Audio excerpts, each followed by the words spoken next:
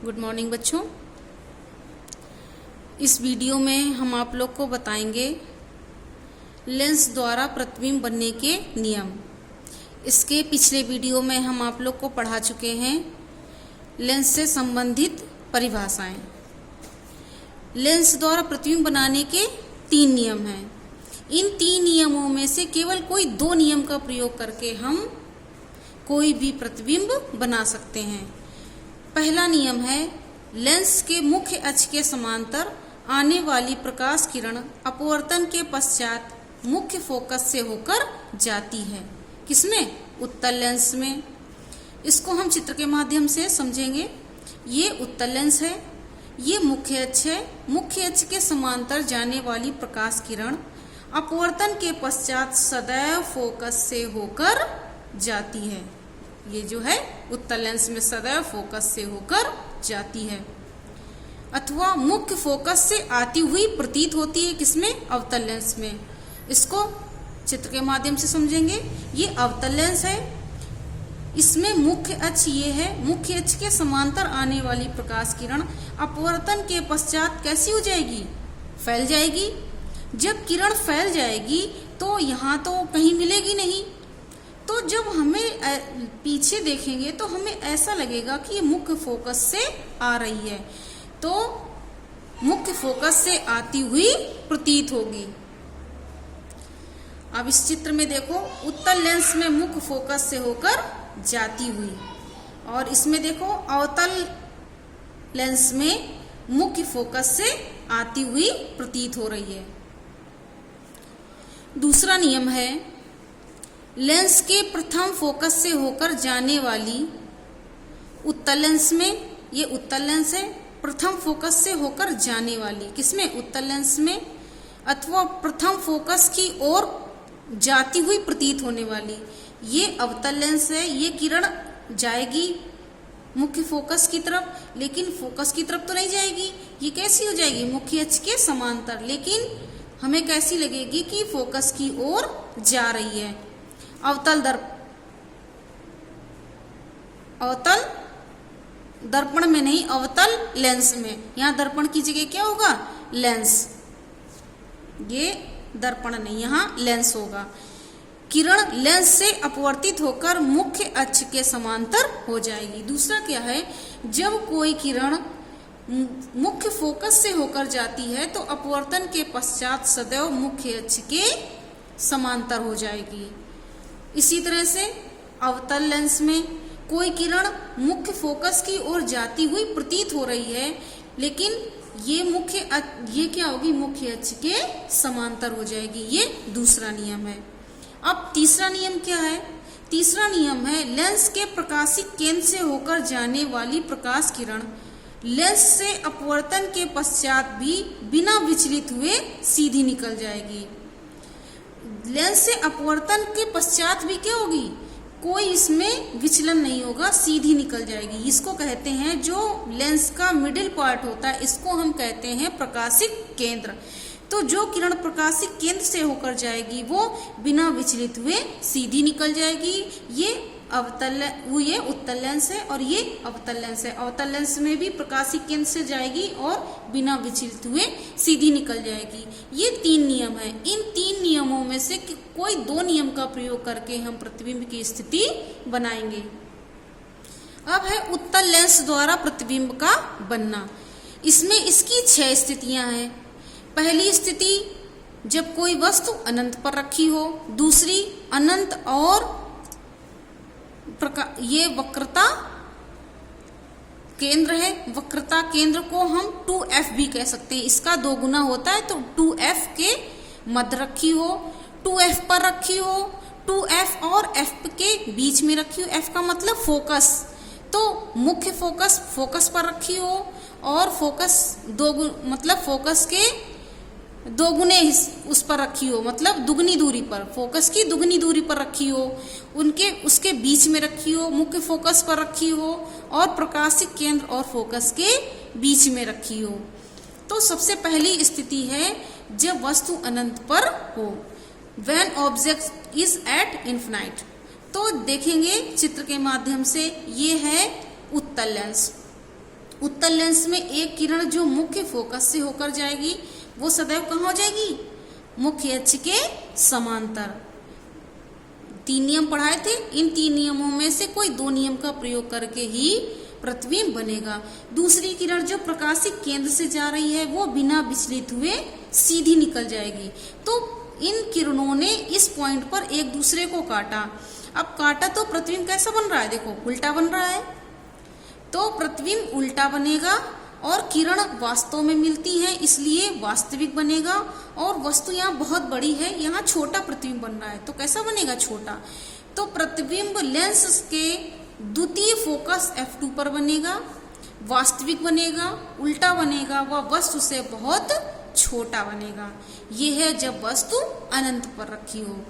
दूसरा है जब वस्तु लेंस की वक्रता केंद्र या 2F तथा अनंत के मध्य रखी हो। इसको 2F तथा अनंत के मध्य रखी हो तो इसको हम चित्र के माध्यम से समझेंगे। जब वस्तु 2F और अनंत के बीच रखी होगी तो देखो पहली किरण, ये वस्तु रखी है, पहली किरण जो मुख्य अक्ष के समांतर जा रही है वो अपवर्तन के पश्चात सदैव फोकस से होकर जाएगी, ठीक है। दूसरी किरण जो प्रकाशिक केंद्र से होकर जा रही है वो बिना विचलित हुए सीधी निकल जाएगी। इन दोनों अपवर्तित किरणों ने इस पॉइंट पर एक दूसरे को काटा तो यहीं पर प्रतिबिंब हमारा बन गया। प्रतिबिंब हमें कैसा दिखाई दे रहा है, उल्टा दिखाई दे रहा है। किरणें वास्तव में मिल रही हैं तो वास्तविक है और वस्तु से कैसा दिख रहा है, छोटा। तो कहाँ बनेगा, F2 और 2F2 के मध्य बनेगा। तो प्रतिबिंब हमारा कैसा, प्रतिबिंब लेंस के द्वितीय फोकस F2 तथा द्वितीय वक्रता केंद्र C2 कहे या 2F2 के मध्य बनेगा, वास्तविक, उल्टा व वस्तु से छोटा बनेगा। ये कौन सी स्थिति है, जब वस्तु 2F तथा अनंत के मध्य रखी हो। अब इसकी तीसरी स्थिति क्या है, जब वस्तु 2F1 पर रखी हो। जब देखो वस्तु 2F1 पर रखी है तो एक किरण जो मुख्य अक्ष के समांतर जा रही है वो सदैव फोकस से होकर जाएगी। दूसरी किरण जो प्रकाशिक केंद्र से जा रही है वो बिना विचलित हुए सीधी निकल जाएगी। तो किरणों ने एक दूसरे को यहाँ पर काटा तो प्रतिबिंब कैसा दिख रहा है, उल्टा, और वस्तु के बराबर दिख रहा है, वस्तु के बराबर। और कहाँ बनेगा, 2F2 पर। तो लेंस के दूसरी ओर 2F दूरी पर बनेगा तथा वास्तविक, उल्टा व वस्तु के बराबर होगा। ये है तीसरी स्थिति। अब हम पढ़ेंगे चौथी स्थिति। चौथी स्थिति क्या है, जब वस्तु F व 2F के बीच रखी हो। अब ये देखो उत्तल लेंस है, उत्तल लेंस में वस्तु 2F1 और F1 के बीच रखी है तो इसमें भी सेम वही, एक किरण मुख्य अक्ष के समांतर जाएगी जो फोकस से होकर चली जाएगी अपवर्तन के पश्चात। दूसरी किरण जो प्रकाशिक केंद्र से होकर जा रही है अपवर्तन के पश्चात बिना विचलित हुए सीधी निकल जाएगी। किरणों ने एक दूसरे को यहाँ पर काटा तो प्रतिबिंब कैसा बना, बड़ा, उल्टा और वास्तविक। देखो वस्तु का प्रतिबिंब लेंस के दूसरी ओर 2F से अधिक दूरी पर बनेगा, वास्तविक, उल्टा व वस्तु से बड़ा बनेगा। यह है चौथी स्थिति। इसकी पांचवी स्थिति क्या है, जब वस्तु प्रथम फोकस पर रखी हो। अब देखो चित्र में वस्तु प्रथम फोकस पर रखी है, इसमें भी जो मुख्य अक्ष के समांतर जा रही है अपवर्तन के पश्चात फोकस से होकर जाएगी। दूसरी किरण जो प्रकाशिक केंद्र से होकर जा रही है वो बिना विचलित हुए सीधी निकल जाएगी। अब ये देखो दोनों किरणें समांतर जा रही हैं, तो समांतर जा रही हैं तो हम इमेजिन करेंगे कि ये कहीं पर अनंत में जाकर मिलेंगी तो प्रतिबिंब कहाँ पर बनेगा, अनंत पर बनेगा। और कहीं बहुत दूर बनेगी तो प्रतिबिंब ऐसे बहुत बड़ा बनेगा। वस्तु का प्रतिबिंब अनंत पर बनता है, वास्तविक, उल्टा एवं वस्तु से बड़ा होता है। यह है पांचवी स्थिति। अब देखेंगे छठी स्थिति क्या है, जब वस्तु फोकस तथा प्रकाशिक केंद्र के बीच रखी हो। तो ये है उत्तल लेंस। वस्तु कहाँ पर रखी है? प्रकाशिक केंद्र ये है, फोकस ये है, इन दोनों के बीच में रखी है। पहली किरण जो मुख्य अक्ष के समांतर जाएगी, अपवर्तन के पश्चात फोकस से होकर जाएगी। दूसरी किरण जो प्रकाशिक केंद्र से होकर जाएगी, बिना विचलित हुए सीधी निकल जाएगी। अब हम देख रहे हैं इन किरणों के बीच की दूरी यहाँ पर बढ़ती हुई जा रही है, तो आगे तो कहीं मिलेंगी नहीं। तो हम पीछे अगर मिलाने की कोशिश करेंगे तो हमें लगेगा कि पीछे यहाँ पर किरणें मिल रही हैं, तो किरणें वास्तव में मिल नहीं रही हैं, केवल मिलती हुई प्रतीत हो रही हैं। इसलिए प्रतिबिंब कैसा बनेगा? आभासी। देखो वस्तु से बड़ा बन रहा है, आभासी बन रहा है और सीधा बन रहा है ना। तो वस्तु का प्रतिबिंब कैसा बनेगा? वस्तु का प्रतिबिंब वस्तु की ओर बनेगा, आभासी, सीधा तथा वस्तु से बड़ा होगा। ये इस उत्तल लेंस की 6 स्थितियां थी, अब ये 6 हो गई। अब हम पढ़ेंगे अवतल लेंस द्वारा प्रतिबिंब का बनना। अवतल लेंस द्वारा प्रतिबिंब का बनना, formation of image by concave lens. इसकी 2 स्थितियां हैं। पहली स्थिति है जब वस्तु अनंत पर रखी हो, when object is placed at infinity. जब वस्तु देखो अनंत पर रखी है, चित्र में हम देखेंगे मुख्य अक्ष के समांतर किरणें जा रही हैं, ये अवतल लेंस है। अवतल लेंस में किरणें क्या होती? फैलती हैं। किरण अपवर्तन के पश्चात इधर चली जाएगी। तो नियम क्या है? ये हमें ऐसा लगेगा कि मुख्य फोकस से आती हुई प्रतीत होगी। दूसरी किरण जो ये भी मुख्य अक्ष से समांतर जा रही है, ये भी फैल जाएगी, ये भी हमें लगेगा मुख्य फोकस से आती हुई प्रतीत हो रही है। इन दोनों किरणें हमें लगेगा कि इस बिंदु पर काट रही हैं, हमें केवल ऐसा आभास होगा, क्योंकि किरणें यहाँ तो फैल रही हैं, यहाँ कहीं मिलेंगी नहीं। तो हम आभास करेंगे ये दोनों किरणों ने इस पॉइंट पर, फोकस पर एक दूसरे को काटा। तो प्रतिबिंब कहाँ बनेगा? फोकस पर। कैसा बनेगा? बहुत छोटा, बिंदु के आकार का, है ना, और आभासी और सीधा बनेगा। तो वस्तु का प्रतिबिंब वस्तु की ओर फोकस पर बनेगा तथा आभासी, सीधा तथा वस्तु से बहुत छोटा बनेगा, कि बिंदु के आकार का, बिल्कुल बिंदु एकदम पॉइंट के आकार का बनेगा। ये है इसकी पहली स्थिति। अब अवतल लेंस की दूसरी स्थिति, जब वस्तु अनंत तथा प्रकाशिक केंद्र O के बीच रखी हो। चित्र के माध्यम से समझेंगे। ये है हमारा प्रकाशिक केंद्र O और ये है अनंत। तो प्रकाशिक केंद्र और अनंत के बीच जब वस्तु रखी है, एक किरण जो मुख्य अक्ष के समांतर जा रही है, वो हमें मुख्य फोकस से आती हुई प्रतीत होगी। किरण ऐसे फैल जाएगी, लेकिन पीछे बढ़ाएंगे तो हमें लगेगा मुख्य फोकस से किरण आ रही है। दूसरी किरण जो प्रकाशिक केंद्र से होकर जाएगी, वो बिना विचलित हुए सीधी निकल जाएगी।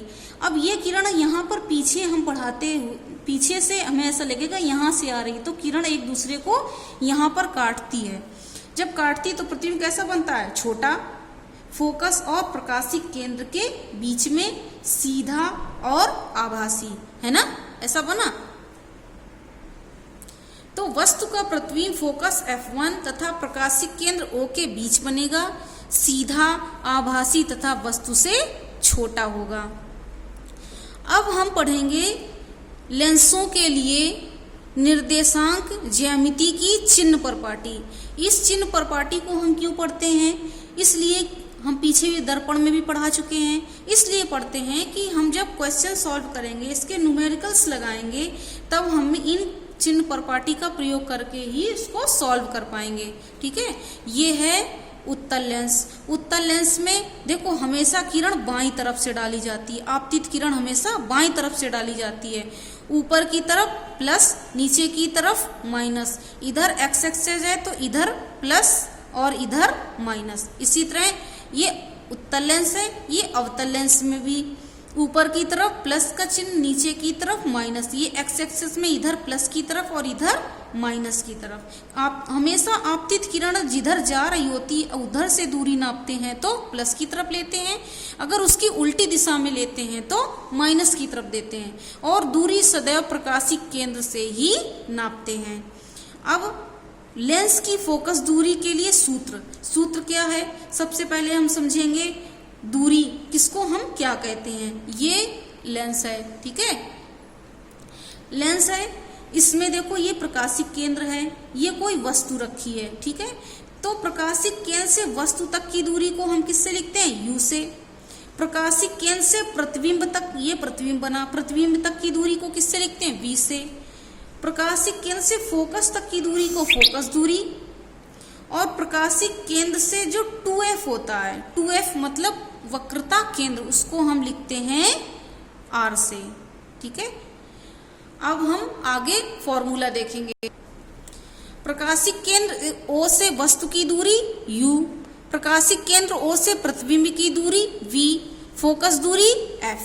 फॉर्मूला उत्तल लेंस और अवतल लेंस के लिए एक ही होगा, 1/f = 1/v - 1/u। देखो दर्पण में यहाँ क्या था प्लस, इसमें क्या है माइनस। सदैव बच्चे हमेशा यही गलती करते हैं, जब भी पेपर में क्वेश्चन आता है तो फॉर्मूला ही गलत लगाते हैं। फॉर्मूला सदैव सही लगाना है। लेंस में v - u है और दर्पण में प्लस है, तो 1/f बराबर 1/v - 1/u, ये है लेंस के लिए फॉर्मूला। इसको बहुत अच्छे से याद करना है। अब अगला टॉपिक है लेंस द्वारा आवर्धन, मैग्निफिकेशन बाय लेंसेस। आवर्धन क्या होता है, कोई भी चीज बढ़ा के दिखाना, आवर्धित कर देना, बढ़ा देना, वही कहते हैं आवर्धन। तो यही है लेंस द्वारा बने किसी वस्तु के प्रतिबिंब एवं वस्तु की लंबाई के अनुपात को रेखीय आवर्धन या आवर्धन कहते हैं। इसका मतलब ये हुआ कि कोई वस्तु कितनी छोटी है, मान लो इतनी बड़ी है, उसका प्रतिबिंब इतना बड़ा बन गया है ना, वस्तु इतनी बड़ी थी, प्रतिबिंब इतना बड़ा बन गया, तो उसने आवर्धित कर दिया, तो इसी के रेशियो को कहते हैं हम आवर्धन। वही है हमारा लेंस द्वारा आवर्धन। तो इसका फॉर्मूला क्या है, रेखीय आवर्धन m बराबर प्रतिबिंब की लंबाई, इसको हमने लिख दिया, ये इमेज है इसलिए लिख दिया I, वस्तु की लंबाई ये ऑब्जेक्ट है इसलिए हमने इसको लिख दिया है O, तो m बराबर I/O। चिन्ह प्रॉपर्टी के हिसाब से अगर समरूप त्रिभुज के हिसाब से देखेंगे तो इसका एक और फॉर्मूला बनेगा, रेखीय आवर्धन m बराबर लेंस से प्रतिबिंब की दूरी v बटे लेंस से वस्तु की दूरी u, m बराबर I/O बराबर v/u। ये फॉर्मूला है, ये फॉर्मूला, इन फॉर्मूलों से ही सारे न्यूमेरिकल्स सॉल्व होंगे। अब हम न्यूमेरिकल्स अगले वीडियो में पढ़ेंगे। अगला है लेंस की क्षमता, power of lens. Power of lens मतलब उसकी क्या क्षमता होती है। किसी लेंस की क्षमता P लेंस की फोकस दूरी के प्रतिलोम रेसिप्रोकल के बराबर होती है। ये है P किसके बराबर है, उसकी फोकस दूरी के प्रतिलोम के बराबर, फोकस दूरी का उल्टा, फोकस दूरी के प्रतिलोम के बराबर होती है। लेंस की जो क्षमता होती है उसकी फोकस दूरी के प्रतिलोम के बराबर होती है। इसके फॉर्मूले से हम इसकी परिभाषा निकालेंगे। जबकि फोकस दूरी मीटर में नापी गई हो, फोकस दूरी सदैव किस में नापी जाएगी, मीटर में, तब लेंस की क्षमता होगी डायोप्टर में, इसकी क्षमता होगी डायोप्टर में। उत्तल लेंस की फोकस दूरी धनात्मक होती है, अतः इसकी क्षमता भी धनात्मक होती है। अवतल लेंस की फोकस दूरी ऋणात्मक होती है, अतः इसकी क्षमता भी ऋणात्मक होती है। लेंस क्षमता का मात्रक क्या होता है, डायोप्टर। डायोप्टर कब होता है, जब फोकस दूरी मीटर में नापी गई हो। एक डायोप्टर उस लेंस की क्षमता है जिसकी फोकस दूरी मीटर हो, कितनी हो, मीटर में। अब ये चैप्टर खत्म है। अब हम अगले वीडियो में इसके सारे न्यूमेरिकल्स के बारे में पढ़ेंगे।